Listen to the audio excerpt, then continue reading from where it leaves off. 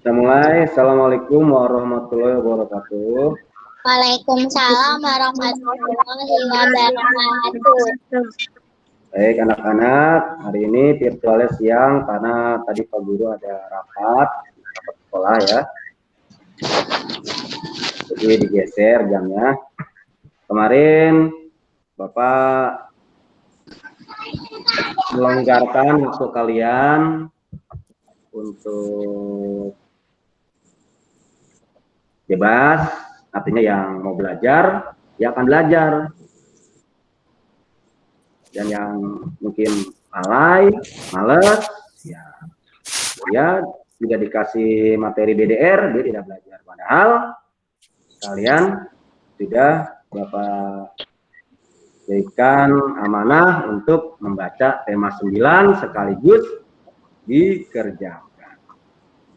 Minggu lalu kita sudah bahas 2 materi dari subtema 2. Hari ini kita akan bahas 2 materi dari subtema 3 dan kalian nanti bisa berlatih di sana. Hari Senin kalian sudah mulai PAT ya. Senin sudah mulai PAT, jadwalnya nanti akan di-share di grup, yaitu pertama pendidikan agama Islam, dan tema 6. Ya, tema 6. Maka dari itu, buku tema 6 dan tema 7, itu nanti bisa diambil besok sore. Ya, jadi buku tema 6 dan tema 7, bisa diambil besok sore mulai pukul 2. Kalau yang rumahnya dekat, kalian bisa ambil sendiri kayak Ebit, Rian dan kawan-kawan, itu bisa ambil sekolah sendiri.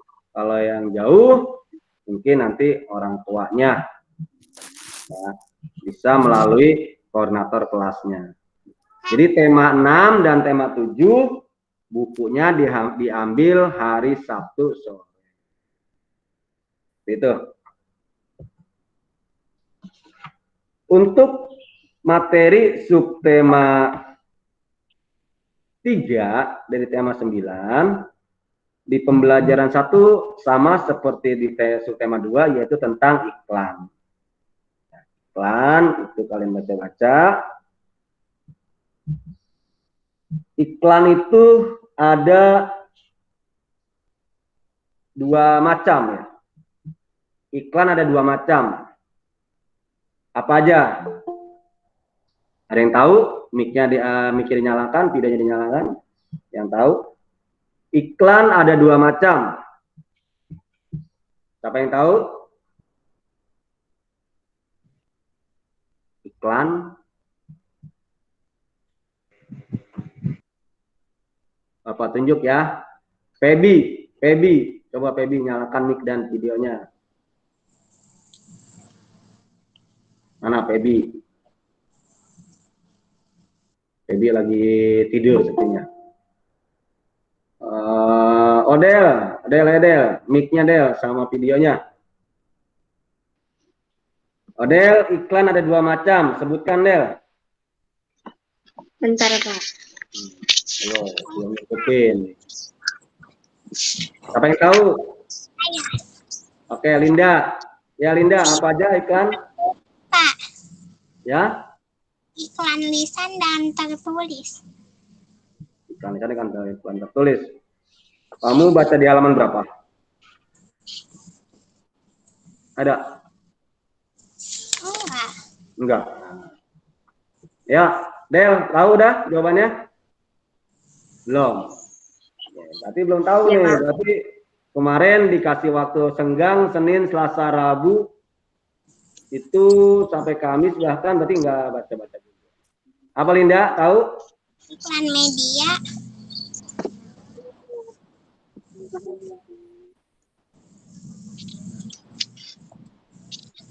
Kurang tepat. Asya, tahu nggak saya? Iklan media cetak sama televisi Pak.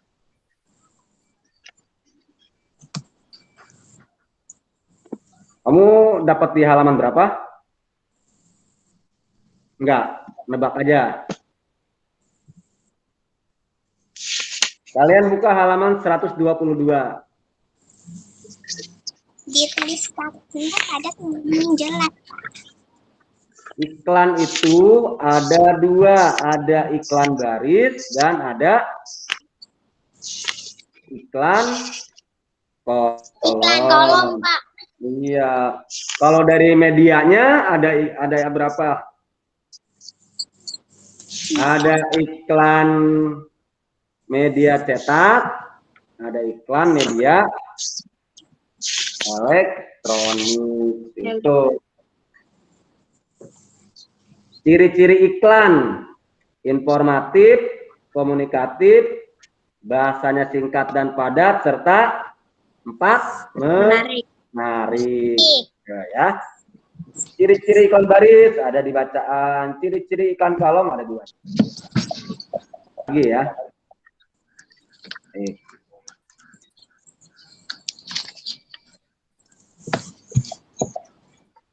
Nah, seperti tadi gua bilang, kalau menurut medianya ada iklan media cetak. Apa sih media cetak?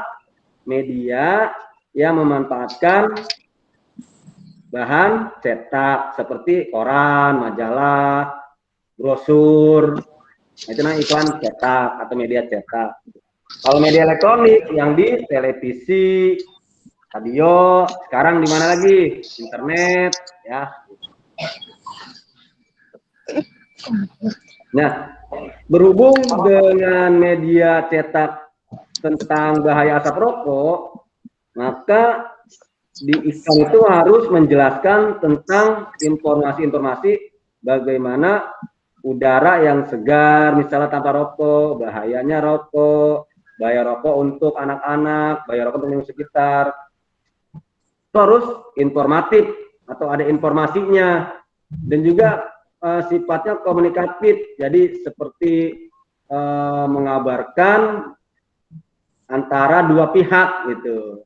Jangan sampai iklan sifatnya tidak mengajak masyarakat untuk mengetahui atau menjalankannya.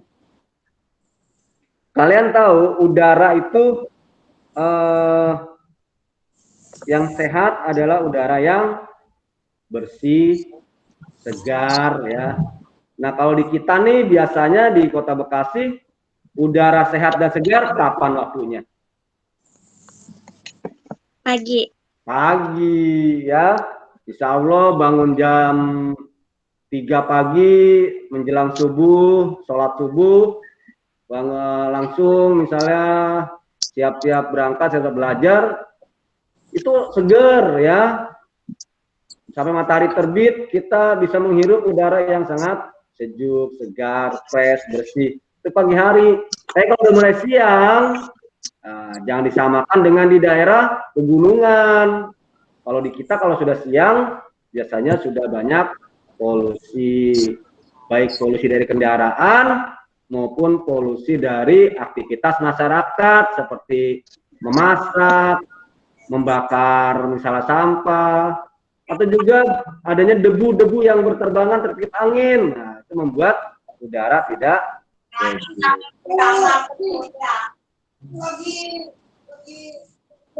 Nah, berbicara dengan lingkungan, di sekitar kita itu terdapat materi atau zat yang terbagi menjadi 2, halaman 125. Ada zat tunggal dan ada zat campuran. Zat tunggal itu dapat berupa unsur dan senyawa. Apa sih zat tunggal atau unsur? Biasanya yang sering kita gunakan besi, emas, aluminium, tembaga, perak, seng, atau oksigen dan nitrogen itu termasuk unsur, ya. Itu nanti ini kamu akan memperdalam ini kalau kamu sudah di SMP SMA. Sedangkan senyawa itu contohnya atau zat yang sudah terbentuk dari perikatan kimia dari 2 jenis unsur atau lebih. Misalnya air. Ya. Air itu kan ada oksigennya, ada hidrogennya. Garam dapur juga demikian, gula pasir, ya, cuka, vitamin C. Nah, itu dia senyawa namanya karena terdiri dari lebih dari 2 unsur. Tapi kalau emas yang kamu pakai itu namanya unsur karena dia apa namanya tunggal, tidak bisa diuraikan menjadi zat lain. Gitu. Nanti kamu perdalam materi ini kalau kamu sudah belajar kimia. Lalu yang kedua, selain zat tunggal adalah campuran. Nah, campuran ini adalah gabungan dari 2 zat. Nah, jadi zat tunggal bergabung dengan zat lainnya. Ya. Jadi dari unsur senyawa dengan unsur atau senyawa dengan senyawa itu bergabung. Jadilah dia campuran.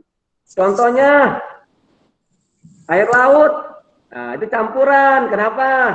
Karena berbaur bermacam unsur, bermacam senyawa, ya, itu.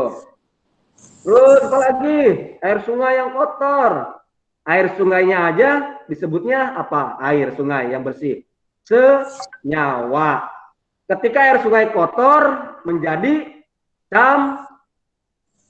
campuran. Kenapa? Karena air sungai yang kotor sudah menggabungkan air sungai yang bersih dengan zat lainnya. Yang kotor itu kan apa namanya kayu, sampah, lumpur dan lain-lain. Air kopi, air kopi juga termasuk zat campuran karena menggabungkan air, kopi, gula, teh, air teh juga demikian. Kalau kamu larutan garam, kalau garamnya aja disebutnya apa kalau garam? Kalau garam apa namanya? Diki. Zat tunggal, Pak. Ya? Zat tunggal. Iya, zat tunggal termasuk apa? Zat tunggalnya garam. Senyawa, Pak. Senyawa. Kalau garamnya saja senyawa. Yo, coba mic-nya didupi, mic-nya apa namanya? Mic-nya boleh, videonya boleh. Tapi kalau sudah menjadi larutan garam, pernah kan kamu kan ada garam ya? Nah kan, dilarutin garam, itu disebutnya campuran.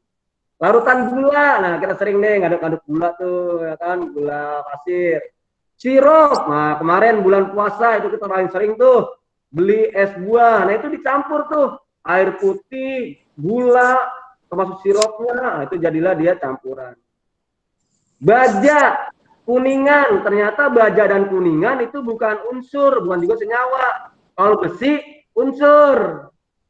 Kalau baja dan kuningan bukan. Kenapa? Karena dasarnya baja dan kuningan adalah besi. Cuma sudah dicampur, jadi dia campuran. Udara, nah, udara nih di sekitar kita itu campuran. Dan terakhir tanah. Tanah juga adalah campuran. Itu. Nah, kalian bisa isi tuh 126 nanti. Ya, 126. Ya, siap. Bapak tanya, nyalakan mic-nya, nyalakan videonya. Ya. Siap ya. Yuk, mic-nya, videonya yang bisa jawab Bapak kasih poin tambahan. Yang pertama yang terlihat di Bapak adalah Sarah Jade, Adel. Udah lihat 126 Del? Air, unsur atau senyawa air? Air senyawa. Air senyawa. Oke, Odel. 1. Berikutnya, Linda. Yang lain nggak kelihatan wajahnya nih. Linda, tembaga. Unsur. Tembaga apa tembaga? Ya? Unsur. Iya.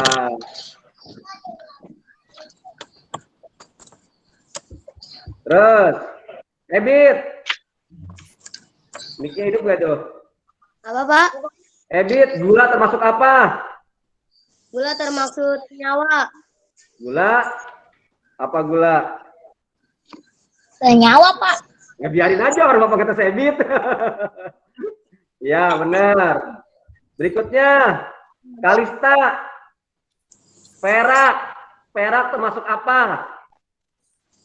Unsur. Unsur. Terus, Wawa. Garam. Garam apa, Wak? Senyawa. Garam.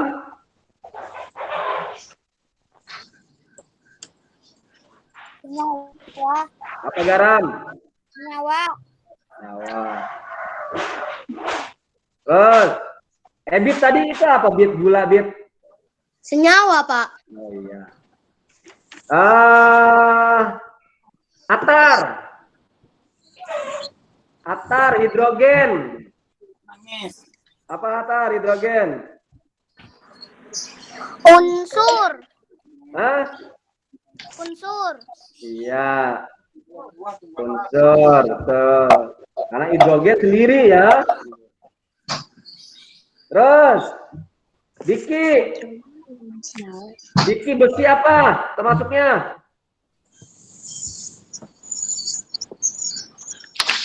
Diki besi. Unsur, senyawa, campuran. Diki. Hitungan ketiga. Kok ngilang? Ngilang. Asya. Unsur, Pak. Bapak nanya apa? Unsur lah, Pak. Iya, betul. Bapak nanya asam cuka. Apa? Asam cuka. Asam cuka, senyawa. Senyawa. Bukan asam cuka, senyawa. Senyawa. Iya. Ayo nih, mana lagi? Nggak kelihatan videonya, Bapak nggak bisa manggil.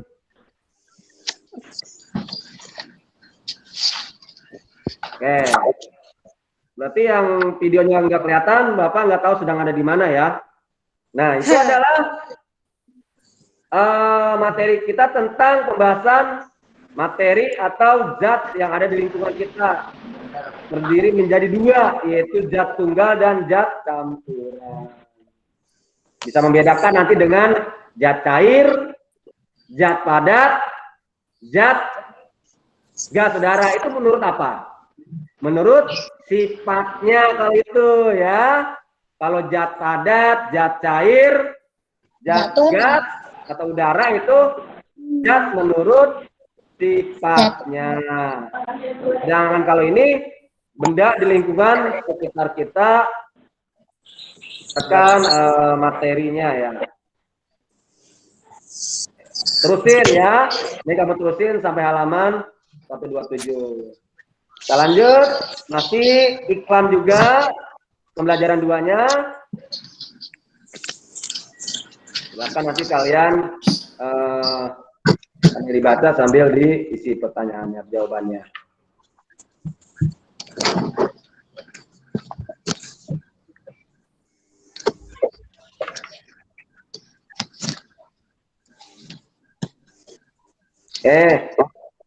Fungsi dari karya seni daerah. Halaman 134. Halaman 134 kita sudah membahas sekarang tentang SBDP singkat tentang seni rupa daerah. Karya seni rupa daerah itu ciri-cirinya pasti pertama bersifat kedaerahan. Kedua, dipengaruhi budaya dan latar belakang sejarah tentang suatu daerah.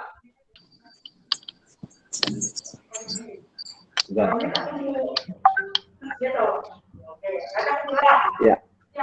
Terus, corak dan motifnya dipengaruhi oleh kondisi fisik atau geografi suatu daerah. Ada 3 tuh ya, ciri-ciri dari karya seni rupa daerah. Karya seni rupa daerah itu memiliki fungsi, ada fungsi individual, fungsi sosial. Nah, apa yang dimaksud dengan karya seni rupa daerah? Karya seni rupa daerah itu yang biasa kita sebut dengan 2 jenis, yaitu seni rupa murni dan seni rupa terapan. Ya, masih ingat materi kelas 4 ya.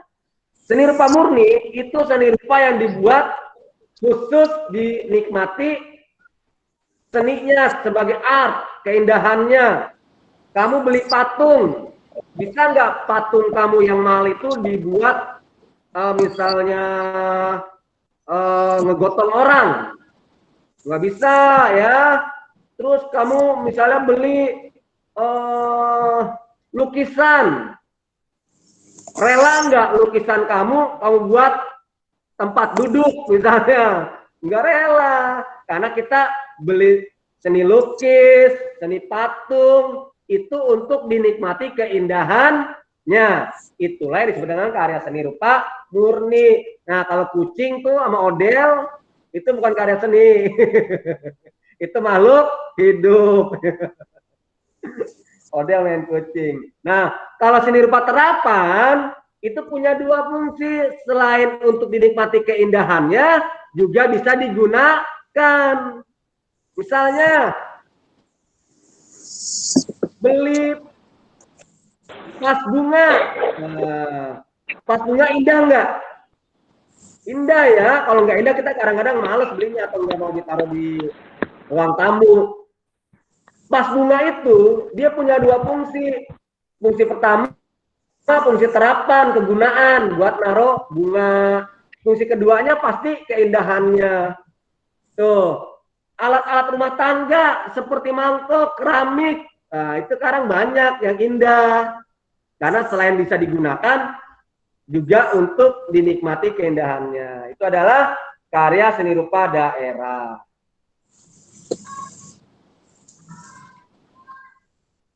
Pembelajaran 3 masih sama, tetap tentang iklan. Ya. Kita lanjut.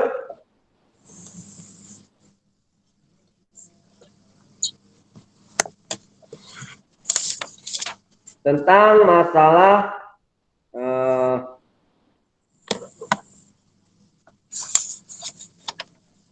persatuan dan kesatuan, yaitu materi tentang PPKN.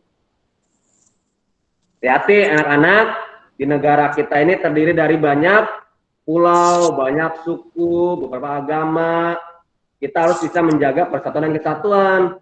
Karena kalau kita tidak bisa menjaganya, bahaya akan mengintai, yaitu bahaya perpecahan. Ya. Kalau sudah ada perpecahan, ini dikhawatirkan kita negara yang awalnya bersatu akan menjadi bercerai-berai. Jangan sampai. Kita bahas halaman 143. Persatuan dan kesatuan bukan hanya di lingkungan nasional, di lingkungan bangsa, di lingkungan negara. Yang paling utama adalah kita jaga dulu di lingkungan keluarga. Nah, hati-hati nih ya, yang sering emosi di rumah, dijaga emosinya. Jangan sampai menuai atau menarik atau membuat gaduh di rumah tangga, ya. Oh, jangan, bawa pesan jangan, ya.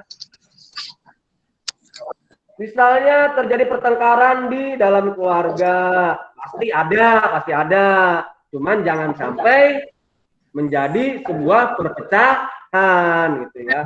Langsung akur lagi, baik lagi, minta maaf lagi sama kakak, sama adik, sama ayah, sama mama gitu ya. Di keluarga kurang rukun, pasti ada, ya pasti ada. Tuh, makanya supaya tetap rukun kita harus sering-sering komunikasi, ngobrol, bicara.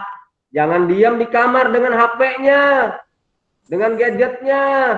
Sementara sama orang tuanya tidak ngomong, diam saja, jangan ya. Terus, nah ini karena HP juga nih sekarang akhirnya kamu kurang akrab, ya.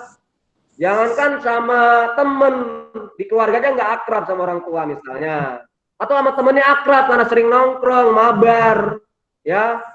Apalagi itu namanya istilahnya FF, ya apalagi ya udah. Tapi pas di rumah pulang langsung masuk kamar. Kenapa? Karena sibuk dengan HP-nya. Jangan ya, harus akrab. Kita harus akrab, harus rukun, tidak ada pertengkaran di keluarga supaya di keluarga kita persatuan dan kesatuan tetap terjaga. Di lingkungan sekolah juga demikian, karena sekarang lagi tidak masuk sekolah atau BDR belum kelihatan ya. Tapi di lingkungan sekolah paling sering tuh kamu ya sombong, tidak peduli, membeda-bedakan teman, mengolok-olok teman, itu salah satu kebiasaan-kebiasaan jelek di sekolah yang bisa menimbulkan perpecahan, pertengkaran gitu ya. Iya, Bu. Oke. Di lingkungan masyarakat. Di lingkungan masyarakat itu misalnya paling sering ya kita lihat ada pencurian, ada tawuran itu. Jangan, kita harus tetap jaga. Dan otomatis akan ke level lebih tinggi adalah di lingkungan negara. Semuanya berawal dari lingkungan keluarga. Makanya biasanya insya Allah kalau masyarakat dari lingkungan keluarganya harmonis, tidak ada masalah, ke masyarakat juga baik. Kalau masyarakat sudah baik, insya Allah negara lebih terarah atau lebih damai. Tuh. Ya, bisa kalian nanti baca-baca lagi 143 sampai 145.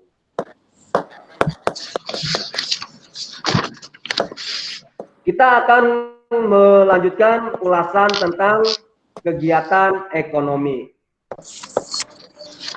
Siapa yang masih ingat pengertian kegiatan ekonomi? Produksi, distribusi, dan konsumsi. Itu macam-macamnya pengertiannya. Kegiatan ekonomi adalah Suatu kegiatan seseorang, perusahaan, maupun masyarakat untuk memproduksi barang dan jasa maupun mengonsumsi barang dan jasa tersebut. Singkatnya, ayo.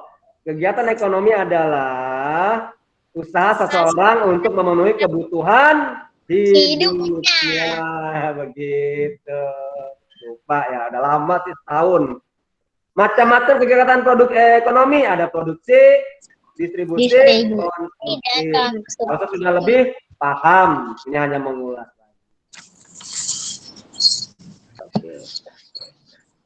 Nah, Bapak tadi menyebut ada iklan media cetak, ada iklan media elektronik, ya. Media cetak yang tercetak, contohnya dari apa? Koran, majalah, brosur, gitu ya. Yang kedua ada juga koran atau media, media atau iklan elektronik. Iklan elektronik itu ya medianya memakai ya listrik lah gitu ya, kalau nggak listrik agak bisa. Ada halaman 153. Media elektronik atau iklan elektronik itu iklan radio, iklan televisi, dan iklan media digital interaktif biasanya ada di internet. Itu macam-macam iklan elektronik, harus sudah ingat-ingat, sudah tahu.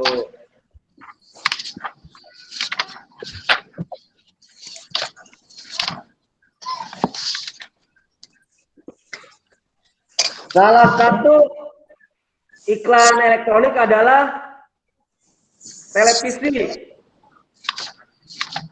Apa aja unsur-unsur iklan televisi? Halaman 163. Unsur-unsur iklan televisi ada suara, ada gambar, ada gerak, ada tulisan. Gambarnya ada warnanya, ada produknya, dan lain-lain. Jadi kalau unsur iklan televisi itu lebih lengkap dibanding unsur iklan radio. Unsur iklan radio itu kita nggak bisa lihat apa? Gambar, terus gerak, terus tulisan. Yang kita tahu apa dapatnya dari iklan radio? Suaranya doang, Pak. Suara saja. Jadi kita hanya mendengar. Bapak tanya, masih ada nggak iklan radio sampai sekarang? Masih. Cuman kita sudah jarang muter radio, jarang dengar radio ya. Tetapi ada. Coba sekali-kali kamu cek radio di HP, dengerin salah satu stasiunnya, pasti ada iklan. Unsur iklan internet. Suara ada, gambar ada, tulisan, gerak, ya. Itu adalah unsur dari iklan elektronik. Assalamualaikum, Pak. Waalaikumsalam yang baru bergabung. Nah, ya, kita sebenarnya di kelas 5 ini ada materi membatik dengan cara sederhana. Itu. Tapi karena kita tidak bisa dan Bapak juga tidak memaksakan, ya kita lewat aja ya. Materi membatiknya adalah dengan cara seperti halaman 169. Gitu. Ada kain putih, dikasih uang logam atau kelereng bisa juga, lalu diikat di setiap bagian yang kamu mau gitu. Setelah diikat, nanti bahan tersebut dicelupkan ke pewarna. Nah, nanti setelah semuanya dicelup, kering lalu dibuka. Yang bekas ikatan karetnya dia tidak kena kan, jadi seperti batik seperti itu. Tuh di halaman belakangnya. Ya, alhamdulillah. Ya Allah. Terakhir,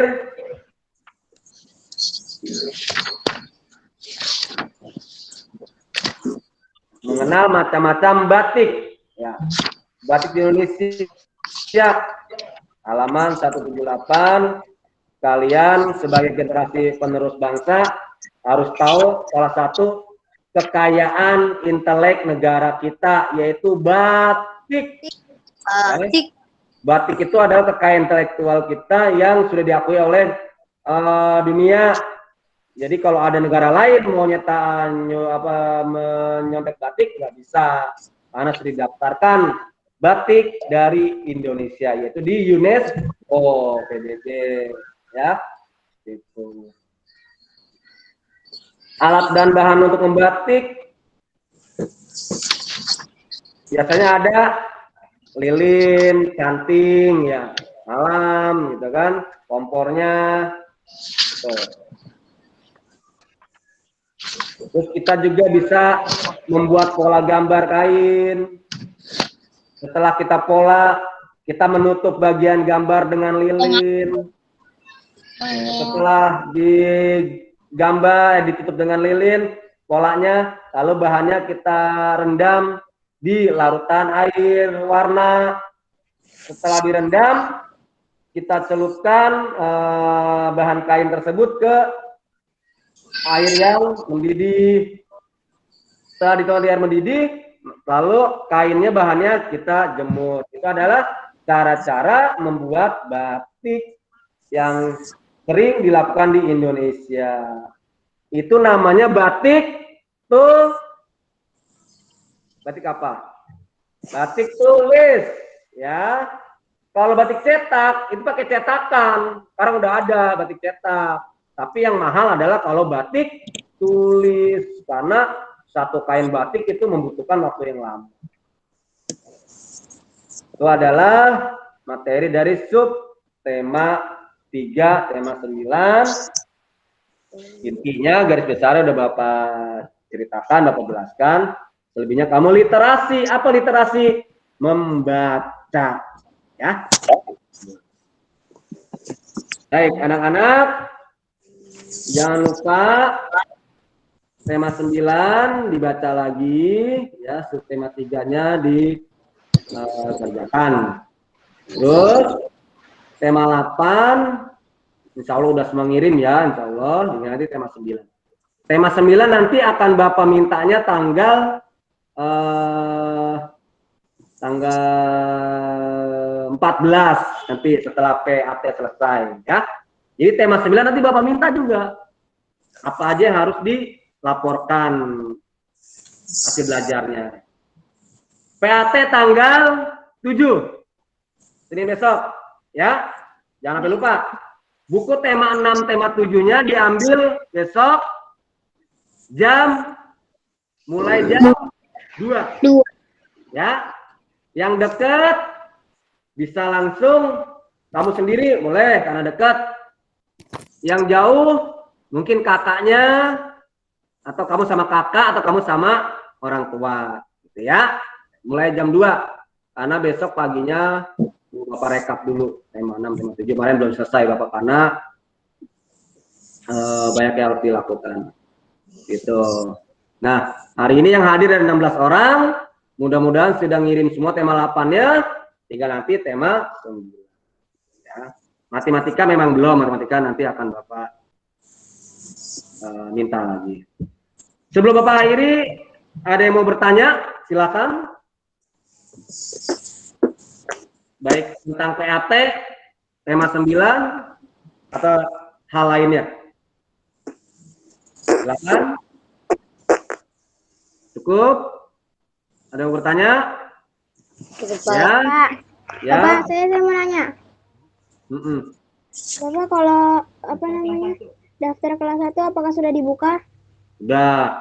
Berkasnya laporan ya. Oke. Langsung aja ke SD, bawa berkasnya. WA ya, WA aja. Ya. Oke. Ya, ada lagi? Yang lain? Pertanyaannya boleh tentang pelajaran, tentang PAT. Untuk PAT pakai seragam ya. PAT pakai seragam. Karena nanti Bapak selain minta fotonya, juga Bapak akan melihat di Google Meet. Ini anaknya di mana adanya. Jangan-jangan PAT-nya di rumah temen. Ya, tuh. Jadi kalau PAT nanti Bapak akan cek kamu ada di mana. Makanya pakai seragam. Maaf, siap, Pak. PAT ya. Kita PAT nanti mulai hari Senin tanggal 7. Gitu. Cukup hari ini. Kita akhiri. Kalian banyak-banyak baca buku pelajaran. Kurangi main HP-nya. Kurangi main dengan temannya untuk persiapan penilaian akhir tahun. Mulai tanggal 7 Juni atau hari Senin lusa. Lusa apa tuh? Ya pokoknya besok Sabtu, Minggu, Senin. Nah, Senin itu adalah PAT. PAT jadwalnya kelas 5C. Insya Allah kita mulai jam 9 ya. 9. Sehari ada 2 pelajaran. Cukup? Ada yang ditanyakan? Cukup. Ya, Audrey. Itu jadwalnya nggak dikasih gitu. Nanti jadwalnya ada. Nanti jadwalnya di-share ya. Paling lambat besok pagi jadwal udah di-share. Di grup. Terima kasih, Pak. Ya, ada lagi? Udah ya. Mudah-mudahan yang belum bisa bergabung nanti bisa lihat rekaman ini. Jadi mereka juga tahu. Gitu. Terima kasih untuk hari ini sudah bergabung ada 17 orang, jaga kesehatan dan banyak-banyak membaca supaya kalian bisa mengerjakan soal-soal pada PAT nanti. Bapak akhiri mohon maaf. Wassalamualaikum warahmatullahi wabarakatuh. Waalaikumsalam warahmatullahi wabarakatuh. Assalamualaikum, Pak. Salam ya, silakan. Ya.